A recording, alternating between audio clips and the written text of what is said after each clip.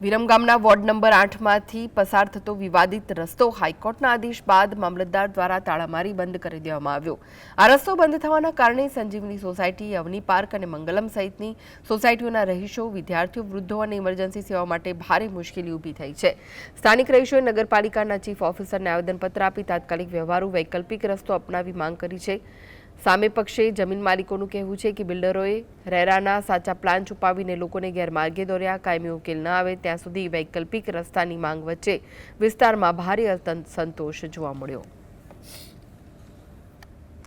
17/2/2026 રોજ મામલતદાર court act હેઠળ case દાખલ કરી અને એક વચગાળાનો હુકમ જ્યાં સુધી આ કેસનો આખરી નિકાલ ના થાય, માપણી થઈ અને એનો નિકાલ ના થાય ત્યાં સુધી આ રસ્તો ખુલ્લો કરવા માટે અમારા ત્યાંથી વચગાળાનો હુકમ કરવામાં આવ્યો હતો।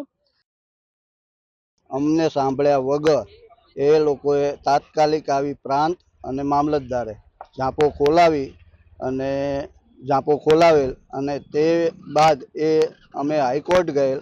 હાઈકોર્ટમાં અમે અમારી જમીનની કાગળિયા મૂકેલ। એમાં અમને હાઈકોર્ટે આ સ્ટે મામલતદારના ચુકાદાને સ્ટે આપેલ છે અને મામલતદારના તમામ ઓર્ડર રદ કરેલ છે।